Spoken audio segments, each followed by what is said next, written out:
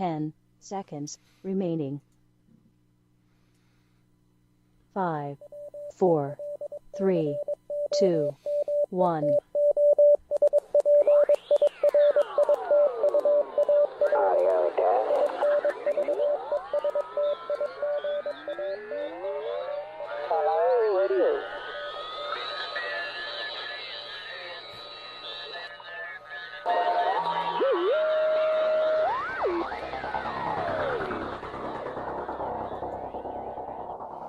Everybody, welcome to the program. My name is Brian Welter, and here with me in the secret studio is Michael Rowe. Hey, everybody. How's it going, Mike? Good. We got some good stuff happening today. Yes, we do. Some interesting stuff. What is the first thing on the list we want to talk about Okay, here? today we're going to talk about this. Have you ever seen one of these before? Actually, no. Actually, I have not. The kids love to play with this thing. This is what you call Noah's Ark. We're going to talk all about Noah's Ark today. Right on. And let me just put this. How much does that weigh? I don't know. It's probably 25, 30 pounds, 40 pounds maybe. Anyway. I think the real one was probably quite a bit. It's a little more, I think. A little bit more, but yeah. Right Noah's on. Ark. So we're going to talk about Noah's Ark. Yep. And the flood. Yeah, everything like that. surrounding. Yep. First, we're going to talk about why there had to be a flood in the first place. Mm-hmm. But first off, this is a weird thing. I mean, the very fact. I mean, have you ever heard that there was a worldwide flood? You ever heard of Noah's Ark? Well, yeah, of course. Yeah. Yes, of course. Right. That's a strange thing because it's a hard thing to believe, even if you're a Christian. It's hard to believe some supernatural or unbelievably huge things. Right. And the flood is one of them. Yeah. And so everybody's heard the Sunday school story, right? Mm-hmm. That the people that God made turned out to be continually evil all the time, and they didn't live right. God was sad that he made them, and so he destroyed the entire world and started over again. Right. That's the basic gist you get. Well, the actual story is quite a bit more in-depth than that. We got a lot of it. A long shot, and this is yeah. one of the reasons why people don't understand this kind of stuff, because they don't learn it like this. Right. So we're going to try to figure out why it is that the Lord actually had to destroy the world, reboot this place, right? Yeah, no kidding. I mean, destroy the whole thing. We're talking about a cataclysmic event of biblical proportions. Yeah, exactly. A pun intended. Yeah, right. Anyway, so what was so wrong with the world that God had to start over again? That's a good question. So then there was a lot wrong. Obviously, it had to be pretty bad, like you said. Right. There was a lot wrong. We're going to find out why that is in our usual way. And that is through the biblical record, Right. through historical records, and through archaeological records. We'll put all that stuff together to tell the story. Now, we're not trying to sell any particular view to anybody. Mm-hmm. We're just going to try to give all the information. And then everybody can make up their own minds. Right. So we'll start with the first key verse of the flood, which good. is in Genesis 6. And this verse says, "Now it came to pass, when men began to multiply on the face of the earth, and daughters were born to them, that the sons of God saw the daughters of men, that they were beautiful, and they took wives for themselves, all of whom they chose." Right. Now this is a very controversial verse. It sounds kind of a weird thing. Well, first off, it's talking about something weird. Now, how many times have you read this?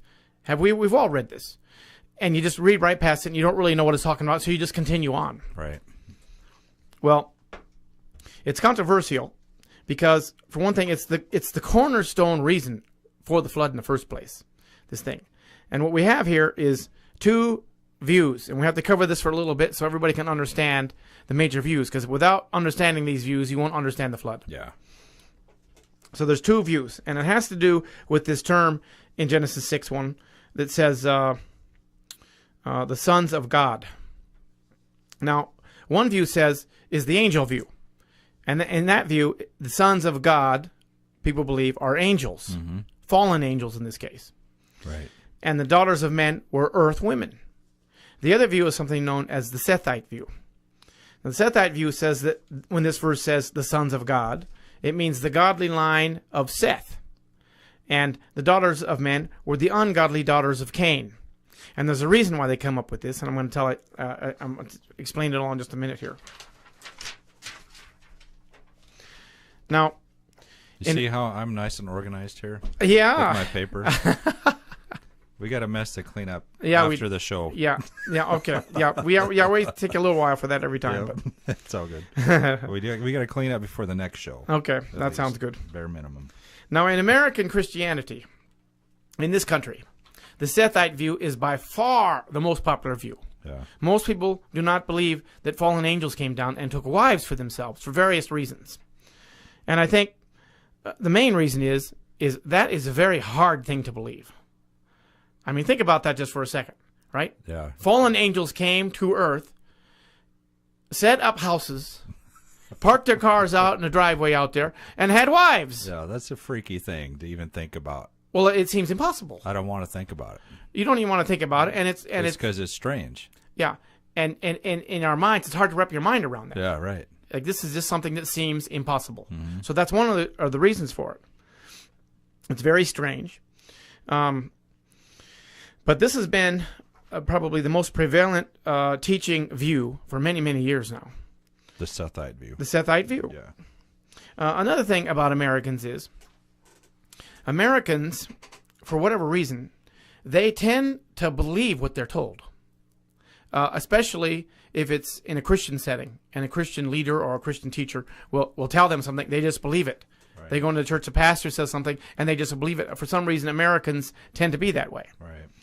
I don't know why that is, but we just kind of are. But Paul, remember what Paul said in Acts. Yeah. Acts 17:11. Paul said that these were more fair-minded than those people in Thessalonica, in that they received the word with all readiness and searched the scriptures daily to find out whether these things were so. Now, these people, the Bereans, they were checking out Paul, Right. right? Now, today we're listening to Paul. We figure, okay, that's gold. We don't have to check anything. Yeah. But the Bereans were even checking Paul. But we don't check anything. We're told something and we just sort of believe it. Yeah. That's one of the reasons why this thing goes on. These two views Well, that So- happens a lot. It's not just this. I mean, all kinds of things. with everything. But you're pretty much. right. We just kind of go along with it. Right.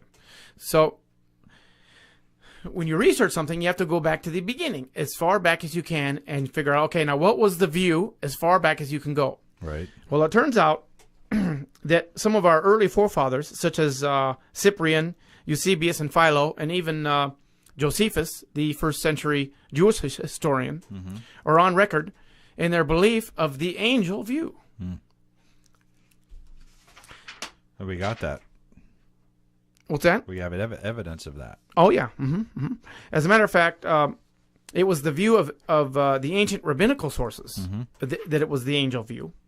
It was the constant opinion of antiquity that there was the. Yeah, I see how nicely you're putting those together. Yes. So- I'm listening. All the early sources are on board with the angel view. There's not even such thing as a Sethite view. Well, it turns out this comes around in the 5th century. Now, the church in the 5th century Right. was starting to come under attack for some of its stranger beliefs. And angels coming down and taking wives is strange, let me tell you. Yeah. Right? Right. This is very strange. So this was very difficult to defend when they were attacked on this. And they didn't have the historical and archaeological resources that we do today, Yeah. for one thing. And one of the major people that were attacking this view was none other than Flavius Claudius Julianus. This guy is better known as Julian the Apostate. Now, this guy, who he was he's actually the Roman emperor. And he became the Roman emperor about 25 years after Constantine. Constantine, remember, was the first Christian Roman emperor. And he changed things around, such as it was, to a more Christian type of a Yeah. empire. Well, Julianus here claimed that he was a Christian for many years. And then later, after he became emperor, he said he's not a Christian. And he started attacking the church and attacking the beliefs. And he was such a big guy in a high position attacking the church. This was something you had to defend somehow. And so the church, at first it was a guy named Julius Africanus. This was one of our early Christian forefathers. And he's the first one that developed the idea of allegorizing the text. And so what he said was that when it says sons of God, even though what it actually means is that it's the sons of the godly line of Seth. And when it says the daughters of men, it actually means the daughters of the ungodly line of Cain, because you had a godly line of Seth, you recall, and an ungodly line of Cain. And so they said, that's what it means. And so they allegorized the text. Well, this was later adopted by some of the greats, Cyril of Alexandria, and then later Augustine. These are big heavy hitters in ancient Christendom. Right. Real big, powerful, wonderful teachers. They adopted this view.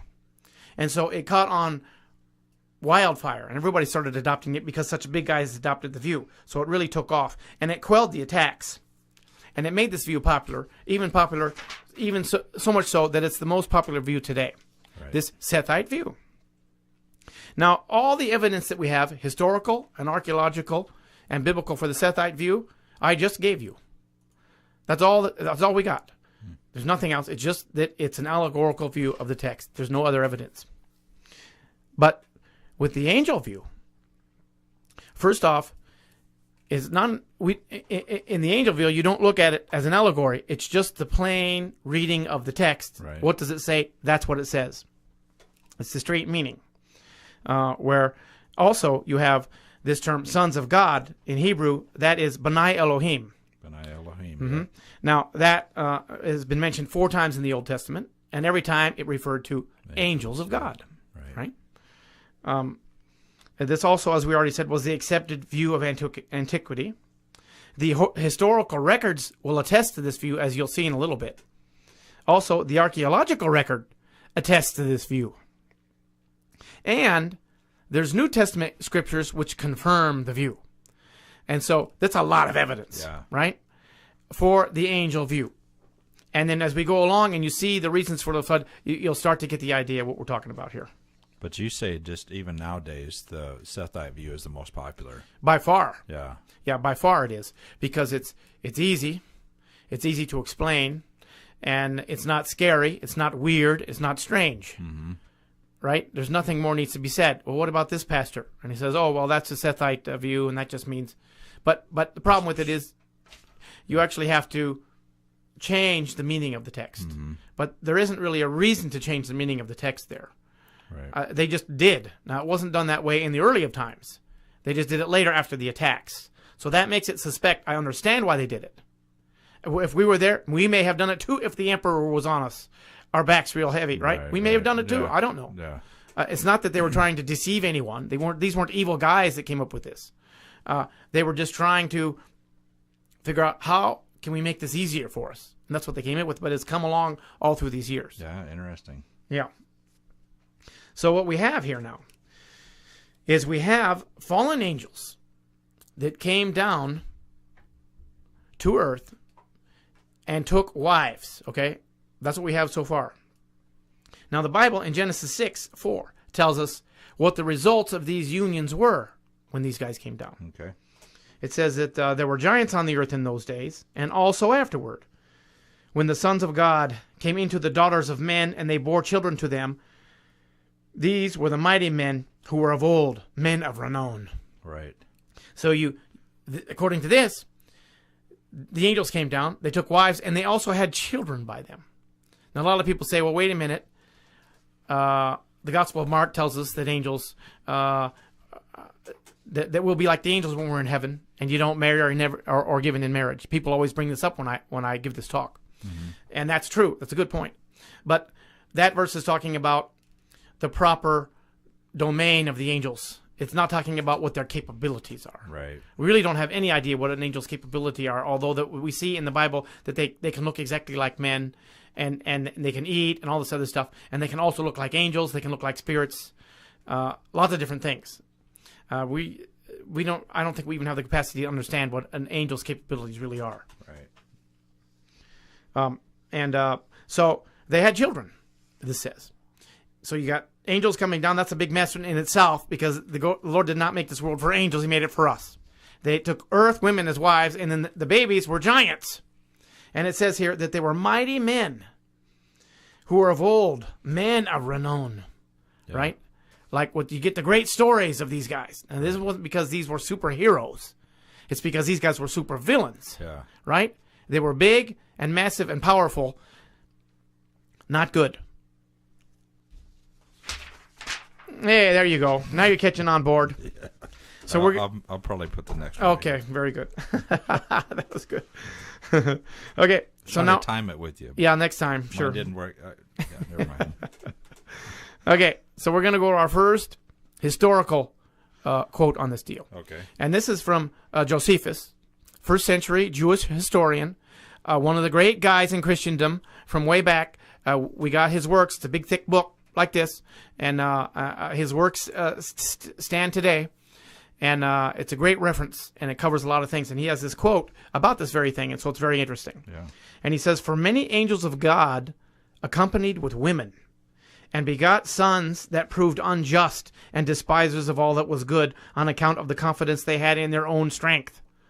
For the tradition is that these men did what resembled the acts of those whom the Grecians call giants." Wow, it sounds crazy. It sounds crazy. Yeah. So now you have the Bible talking about it, and now you have a historical reference also talking about angels coming down and having children, and the result of them were giants. Right. Well, that doesn't support the Sethite view. At No, all. no, this has nothing to do with an allegory. Of course, this not. is telling you the direct rendering of the scripture. Right. So now you have these fallen angels, and they have offspring. So you have half angel, half human people on the earth. You have the regular people, like us, and you have these half human, half angel people that are apparently gigantic in size. And so now we can go to the New Testament, and this also refers to this. And if we go to Jude, the book of Jude, and it says, "And the angels who did not keep their proper domain." Now, this is really cool because this stuff really comes alive once you understand what's going on. Because a lot of times we read over these New Testament verses and you have no idea what it's talking about and you just keep going. Right. But now that we understand a little more about the Old Testament giants and all that stuff was going on, you read this. "And the angels who did not keep their proper domain." All right, that's fairly clear. Yeah. "But left their own abode, he has reserved in everlasting chains under darkness for the judgment of the great day." Yeah. So, Jude, New Testament, this was the brother of Christ, talking about this very event and saying that the angels that caused that thing were punished severely and immediately. Yeah. Now, if we go to 2 Peter, and this is even better, it says that, "For if God did not spare the angels who sinned," sinning angels, right? Right. Sinning angels. Nobody ever thinks about this. Yeah. These are fallen angels.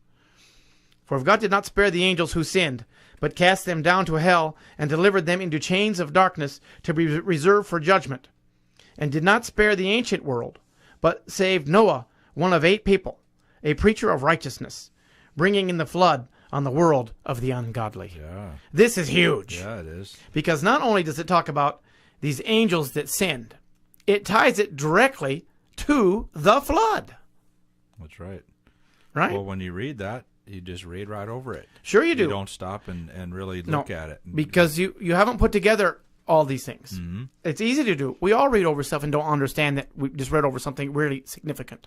Yeah. We're not any better than anybody No, else. Of course, we do the course same not. thing. Right? Well, yeah, and diving in this deeper study, yeah, of course. And These are biblical sources. powerful Yeah. and fascinating. Yeah. And it opens up the story. Mm-hmm. And that's what we're trying to do. Exactly. So we're going to go back to another historical document. Now, this one is called the Book of Enoch. Now, the Book of Enoch is controversial. It's not a biblical document, right? It's a historical document. Now, the Book of Enoch was amongst the Dead Sea Scrolls. So the people who kept the Dead Sea Scrolls thought of the Book of Enoch as important enough to keep it amongst their sacred books. Yeah. Also, the Book of Enoch is quoted in Jude verse 14. I don't think I have that on there for you to show. But Okay. it's quoted in Jude verse 14, the Book of Enoch is. And so what you have here, even though it's a little bit controversial, it's a respected historical document. Now, in a historical document, you want to treat it like a historical document. It's not biblical. Right. But it is a historical document. Mm-hmm. Historical documents have errors sometimes. Sometimes they're a little inaccurate about a thing or two or what have you, right? But that's how we treat it. And this historical document has this to say about this very same incident. Wherefore have ye left the high, holy, and eternal heaven, and lain with women, he's talking to the angels here, and defiled yourselves with the daughters of men, and taken to yourselves wives, and done like the children of earth, and begotten giants as your sons. In another quote from the same text, it says, and they became pregnant, and they bore great giants, whose height was 300 ells, who consumed all the acquisitions of men, and when men could no longer sustain them, the giants turned against them and devoured mankind. Which may be a reference to cannibalism, and I think it is, but that's another thing. We don't need to go on that much. So you got two real good historical quotes from another document, entirely different from Josephus' document. Now there's another book called the Book of Giants. Now this book was also found amongst the Dead Sea Scrolls. In fact, we never even knew this existed until we got the Dead Sea Scrolls. And here was this Book of Giants, it's called. It's fragmented. So I'm going to read it now, almost the entire book. It's very short, because we just have a few pieces of it here. But it is fascinating. People got to know this stuff. Right. So I'll start reading, and there's lots of gaps. And when there's a gap, I'm going to say blank. I'm going to read, I'm going to say blank, and then I'm going to read. That's when we have missing information. Okay. And they killed man, blank. They begot giants, blank. Everything that the earth produced, blank. The great fish, blank. The sky with all that grew, blank. Fruit of the earth and all kinds of grain and all the trees, blank. Beasts and reptiles, blank. Creeping things of the earth, and they observed all, blank. 200, 2 donkeys, 200 asses, 200 blank. Rams of the flock, 200 goats, 200 blank. Beasts of the field, from every animal, from every bird, blank. For miscegenation, which is a fancy word that means to change the genes of something. Yeah. At a DNA level. Right. They defiled, blank. They begot giants and monsters. I'm going to stop there for a second. Is there anything in Earth's past history that you could call a monster? Oh, yeah. T-Rex, maybe. Like dinosaurs, maybe. We're going to go on this more later because we have another presentation we'll do on just the dinosaurs. We won't talk about this now, but we're going to do, yeah, that's right. Just a possible thing there. I'm just throwing that out. Right. They begot, and behold, all the earth was corrupted, blank. They caused a great corruption in the earth. Then that's the end. That's the entire book of giants that we have left because it had been eaten away so much that, but we got that much of it. But in this, you can see the story with just that much. That's what makes this fascinating because you can see the story with just that much we have there. Part, without the extra stuff. Which means that these fallen angels came down, and not only did they take wives, but they changed things. How you change things, I don't know. I mean, we're talking about an angel, which is an infinitely more powerful thing than we. So you can't even measure up. So anyway, they changed the animals, the seed of the animals, how the animals looked, how they were. They changed them somehow. They changed the bugs, the birds, the fish. They changed the trees and the grass and the fruits and the vegetables. They changed everything. Mm-hmm. And it says that they caused a great corruption in all the earth, right? These fallen angels took wives. They had sons and daughters, apparently, that were giants. They were devouring all the acquisitions of mankind. They may have been cannibals. Yeah. They changed everything that God intended in his way to their way. They changed everything. It was a huge disaster. And we jump over now to a biblical text. This is Genesis 6:5. It says, Then the Lord saw the wickedness of man was great in the earth, and that every intent of the thoughts of his heart was only evil continually. And the Lord was sorry that he had made man on the earth, and he was grieved in his heart. Okay, that was the Sunday school part, right? So the Lord said, I will destroy man who I have created from the face of the earth, both man and beast, creeping thing and birds of the air, for I am sorry I have made them.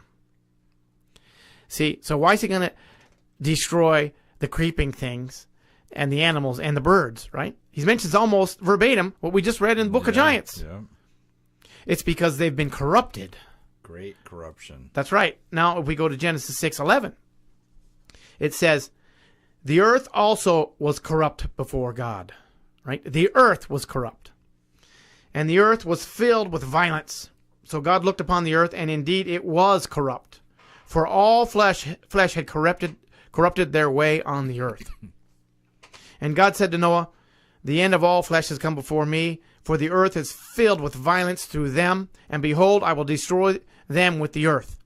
Another big thing. People don't see this. He says to Noah that the earth is filled with violence through them. You read over that. Mm-hmm. Yeah. Them who? Well, them, the fallen angels and the resulting giants. Right. And behold, I will destroy them with the earth. Wow. So you got a big problem. Big, big, big. The entire earth is corrupted. That's how bad it is. Now, not only that, man was corrupted too. The seed of man was corrupted. So you had all of the animals we mentioned, and the plants, and then everything else. And the seed of man was corrupted. Now remember, the Christ is to come, and he is 100% God and 100% man. If man is not 100% man, Christ cannot come, right? The plan of God is failed. That's basically what we have going on here. We have Satan trying to thwart the plan of God, trying to prove that God is not all merciful, all loving, and all knowing, right? And if Satan can prove in one spot in the Bible that it's not correct, Satan is right. Right. And so now you have the entire world is corrupt, and not only just the entire world, but also the seed of man. So Christ isn't going to be able to come through either. So now we get another really great clue. And this is a really cool thing. It's Genesis 6:8. And it says, but Noah found grace in the eyes of the Lord. This is the genealogy of Noah. Noah was a just man, perfect in his generations. Noah walked with God, and Noah begot 3 sons, Shem, Ham, and Japheth. Now this is gigantic, because this tells you that not only was the entire world corrupt, but there was a gene pool problem. And it says here that Noah was perfect in his generations. Yeah, why would that even have to be said? Right. It wouldn't have to be said. Yeah. It's because Noah's blood was clean. Clean blood. It was all clean. There were 2 things that Noah had to qualify for. First off, he had to love the Lord before you got on the boat. And the second thing is you had to be clean in your bloodline. Mm-hmm. Noah's bloodline is clean. The Lord tells us right here. And it also tells us that he was righteous. Mm-hmm. Noah qualifies. So there were a lot of people on the earth at this time. Some people estimate in the numbers of some number of millions, and some estimates are as high as 1 billion or 2 billion. Mm-hmm. That's a lot of people. And out of all those people, we got it down to the last 8 that both love God and have clean blood. That is why the earth was in such a mess that the Lord had to do something about it. It was a big, big problem. Now we have in our history, in mythology, something called the Titans, right? And these Titans, you'll remember them, it was like Hercules and Apollos, Atlas, these guys. Right. Now, the story is, in mythology, that gods came down to earth, took earth women as wives, and they had sons that were half god and half human. And they were giants. And they were named like some of these names I just gave you, and then there's quite a number of other ones. And the story goes, and the whole mythological story goes, that they fought against heaven, and they lost, and they were thrown into the abyss after they lost. Now, if you go back to 2 Peter 2, it says, for God did not spare the angels who sinned, but cast them down to hell, and delivered them into chains of darkness. It's always fascinating when you find something like mythology, or some other thing, like a movies or something like that we're going to cover in a second, that matches the biblical story precisely. Right. And that's what's fascinating about this. This mythology, so-called mythology, which mythology, what that is anyway, is stories that have been passed down through the centuries. There weren't a bunch of Greeks that sat around making stuff up. And then they said, what else are we going to... Oh, I got one. Well, how about a half horse, half guy? Yeah, that's a good one. These are stories that are passed down that seem too crazy to be believable. Exactly. And so they call them mythology. Right. But we have no idea how bad it was pre-flood. Could be some weird stuff. Because we don't have any idea. Nobody here was around when there was no flood yet, right? Yeah. So there's another movie I'm going to bring up, Star Wars. Maybe you've heard of it. Ever heard of the movie? It's called Star yeah. Wars. Yes, oh, I okay. have. This is interesting because in the store, the anti-hero, the bad guy there, his name is Anakin. And Anakin, according to the Star Wars story, has an Earth mother and a spirit father. Remember? And anyway, so that's interesting, Right. because if you zoom up to Deuteronomy 1, when the 12 spies went into the Promised Land, what happened in there? Remember? It says that, where can we go? Our brothers have made our hearts melt in fear. They say the people in there are stronger and taller than we are. The cities are large, with walls up to the sky. We even saw the Anakites there. Mm-hmm. Now, the Anakites, this is something that we're going to cover when we do our show on the Giants. But the Anakites was passed down through the generations from the people, the Israelites, about what it was like at the flood. And those people were known as Anakites. Right. Right? Half human with a human mother and a spirit father. Anakites. And here you have in the movie Anakin. Right. And with the, so it's just a fascinating thing. Don't make too big a deal out of that. Right. But it is fascinating when you get these correlations. Yeah. There's a deeper spiritual thing going on there is what I'm trying to say. Right. It's absolutely true. Anyway, we do a great a program on the movies. Yeah. And we'll do one here coming up. That would be a fun one. We got to redo that one. And you can see the spiritual aspects of some of the movies and so on. There's a lot. A lot of stuff there. So when you think about the time of the flood, it is possible now that at that time, since the fallen angels had messed with the seeds of everything, it's possible that you had mythological creatures that they were actually alive. You may have had a cyclops running around. You may have had fairies, trolls, leprechauns, ogres. You may have had some of that stuff. It seems unbelievable, and I'm not making a big deal out of it. We're not going to stand on this thing. But I'm just saying that that's a possibility. Yeah. It seems really kooky almost. It But seems kooky. when you talk about it in the light of miscegenation Yeah. and corruption and all this weird stuff, Yeah. you know what you can do? I've got tropical fish, and sometimes they interbreed, and the thing that comes out is kind of a different looking thing. Uh-huh. You know Yeah, what I mean? right. It happens. It doesn't take much. Right. So, I don't know. Yeah. So now we're going to jump ahead a little bit. We're going to see if we got a little bit of evidence for giants, because I don't want to dig up a cyclops out here. in the backyard there. Yeah. In the back 40. We're not doing archaeology back here. Yeah, we went on to find that. I'm sorry. Go ahead, Mike. That just freaks me out to Yeah. think about that. Right. And why, there could be some weird stuff that gets dug up. Who knows? You bet. We haven't found anything like that, but there's weird stuff all the time. You bet there is. They found skeletons that were all about this tall. It's strange. And they found also skeletons with one eye in the middle. Yeah. And now they don't call it a cyclops; they say it's deformity and so on and so forth. Deformity. And I don't know if it was a deformity. I didn't see the skeleton or anything, but I'm just saying that's what they always say. Right. Nobody ever says, "Yeah, we found a fairy," Right. right? Because Exactly. because there's no such thing as that. Yeah. Well, maybe there's no such thing as that, Right. but in your mind you think there's no such thing as this kind of. So it's just a possibility. Yeah. Right. So I throw that out there because it's an interesting possibility, especially with the miscegenation, like you were saying. Yeah. So we do an entire program on giants. So we're going to just go over a couple of things on this one due to time, and then we'll do a giant show and cover all, because you can go for an hour and a half, 2 hours just showing giant stuff. Yeah. This one here, this story coming up, I really like it. This is fascinating. Yeah. And when the first time you read it to me, Yeah. I was like, no way. That's actually, you found that in this. That's right. Thing. Now, Tell what us this about is it, yeah. this is another historical record, and it comes from the autobiography of Buffalo That's Bill what I Cody. mean, yeah. Buffalo Bill, you know the guy riding on the horse that did the Wild West shows and all that stuff back in the 20s and the 30s? Right. Buffalo Bill. This comes from his autobiography, and it's a story about giants. It's also a story about the flood, and so it's fascinating. And I'm going to read it so you can get the idea of what was going on here.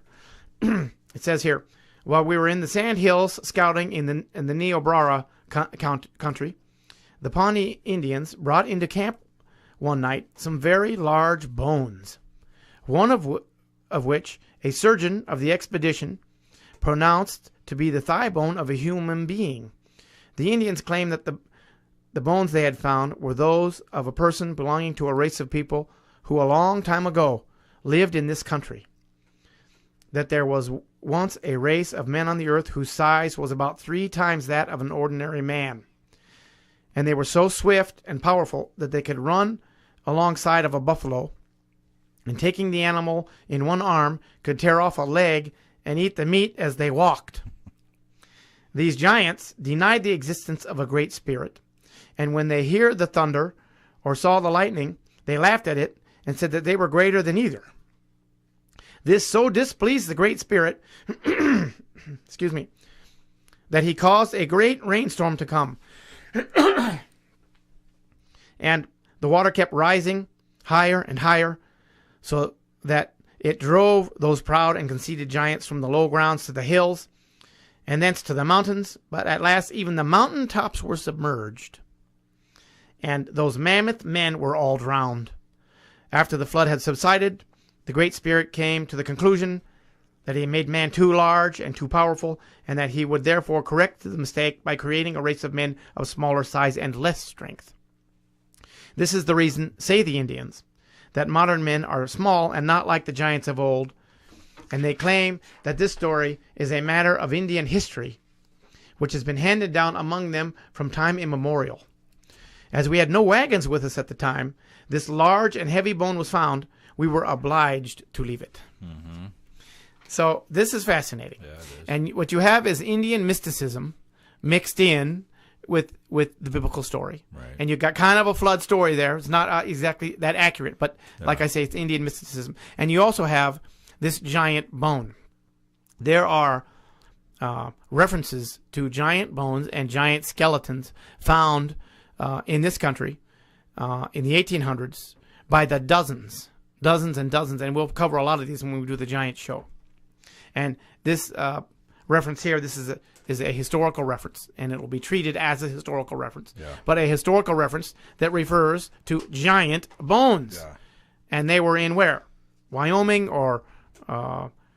Navarro country, yeah, whatever that is. yeah, it was I right forget. over that way. Yeah, Sand Hills. Maybe it was Kansas or the next, something right around there. Well, I seriously doubt if he wanted to be known as kooky or whatever, putting these stories in.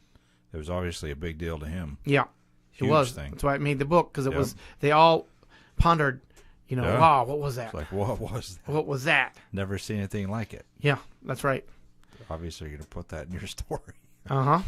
Yep. So Right. that's a fascinating Pretty cool thing. deal. Sure is. Okay. So the next thing we're going to show, you can bring up this picture up. This is known as the Burdick print. This is a footprint that was found in Glen Rose, Texas, in the same strata as the dinosaurs, right? It's very important for geologists, the strata levels of things. Anyway, this foot is, I didn't write down how long it was, but what is it? I forget how long it was now. 17 inches, something like that. Yeah.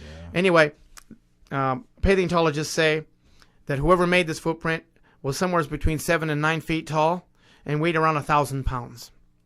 And this footprint it was found in Texas, Glen Rose, Texas. Now, evolutionists, they do not like anything that has to do with giants, because if you find any evidence for giants, then you can pretty much throw evolution out the window. Right. We throw it out the window anyway. But an evolutionist, they want to hold on to that kind of thing, and so they have to deny anything that's giants. So you got this giant footprint, and so they said, well, we think this was carved. It wasn't like made a footprint, and so what they had to do is they had to cut lines into it. If you can bring that back up. Sorry. They had to cut it. You can see there's some lines on there going across diagonal, and that's because they cut this, and then they had they looked at it under microscopes and so on and so forth to see if the mud had been compacted too, because obviously if it was carved, the mud beneath it would not have been compacted. Well, what they found was that the mud indeed was compacted, and what you have here is a legitimate print. It's a print that dates back to the time of the dinosaurs. which we don't agree with the aging of the dinosaurs. We'll cover this when we do the dinosaur program. Right. Because they say that dinosaurs were 110 million years before man and all this kind of stuff. Right. But anyway, that's another story, and we'll cover that then. But this footprint would have been at the time of the flood, is what I'm saying. Right. And it's a giant footprint from a giant person. Now, there's one thing I like better than having a picture of the artifact is if you can have the actual artifact. And so what we have here is a copy of the actual verdict print. And so it's pretty fascinating. I show this when I do presentations, live presentations, and people love to look at it and put their fingers in here and everything. Right. But I think a female size 9 foot, or a male for that matter, it goes something like this, about this long. Anyway, it's a fairly massive thing. Yeah.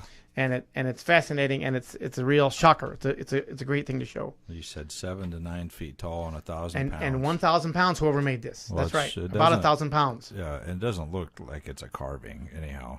No. You know what I mean? Yeah. Right. Yeah. But you can see where the lines, Yeah, where the lines here, where it's been cut. Yeah. Where they looked at. I didn't add the scans in here. They got scans that show, you can look at that show how it's been compacted. But you're just gonna have to trust me on this. But they're there. They're studied. They've done Yeah, extensive study on it. So I wanted to show an example of misinformation. Yeah. Because you get misinformation all the time. Right. Now, one of the big evolutionary guys, let's see, his name is Glenn Kubin.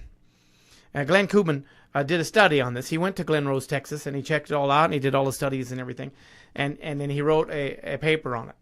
And one of the excerpts from that is where he says about this print here that it's regarded by most researchers as a carved print and considered dubious even by most creationists. That's what he said in his paper. Of course, this is not accurate or true in either case. Number one, it's not regarded by most researchers as a carved print. It's assumed to be by some, especially if they want to believe the evolutionary view. But that was already long disproven a long time ago. Right. Of course, there's nothing in here about that being disproven entirely. He just says that it's regarded that it's carved. And then that dubious by even most creationists. And then what happens is you have this from this big guy, right? Glenn Kubin, big guy. And so finally, hundreds of people see the quote. Then thousands of people see the quote, and it stays on there. Next thing you know, hundreds of thousands of people see the quote. This has been on here since 1986. Yeah. You can see it online. You can look it up your own self. He's got papers available with this kind of stuff in there that isn't even close to being accurate. Yeah. That's how this kind of stuff goes. It just keeps going like that. Misinformation. I don't know that what his actual stance is. I mean, I don't know if he was actually deceiving anyone with it, or if he thought at the time that was the case and then just left it. I don't know. But anyway, it's an interesting thing. Yeah. Yeah. I just wanted to point that out. There's a lot of things that way. Well, and that's why we need to look it up, all of us You have to- ourselves. Go back into it and look into the whole thing. you The know? information is readily available these days for anyone, anywhere, because we have the internet and we get this information. Yeah. So you can track this information down real easy. And you can not just read his quote from some evolutionary website and then figure, okay, well, I guess he's right. You can do the research yourself. Okay. Now, this next thing we're going to show here in a little bit, this is a poster. I don't show it yet, Okay. but I'm going to talk about it for a minute here. Okay. This is there was a guy that sent in a letter from the Middle East, and I'm going to read a little bit of this letter right here so you can see what we're talking about, and then I'll show you the bone. Right. It says, "Dear friends, I was born and lived in the Middle East from 1938 to 1968. I was an Ain, Tel, and Euphrates waterworks engineer." So he worked for the water company or whatever. "And was very interested in archaeology and history and had some very interesting findings, some of which sound very unbelievable. I have brought with me a few silex arrowheads, etc., from the very battlefield where King Nebuchadnezzar and Pharaoh Nebo's armies fought. And what about the giants that are mentioned in Genesis? In southeast Turkey, in the Euphrates Valley, and in Homs, and at the Uran Zora tombs of about 4 meters long once existed, but now roads and other construction work has destroyed the spots. At 2 places, when unearthed because of construction work, the leg bones were measured at about 47 inches.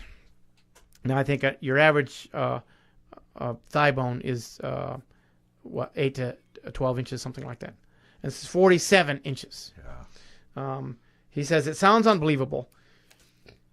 And I have lived with my family at Aintel for more than 14 years at the very spot where King Nebuchadnezzar had his headquarters after the Battle of Carchemish, where I dug the graves of kings and officers and found their skeletons like sponge.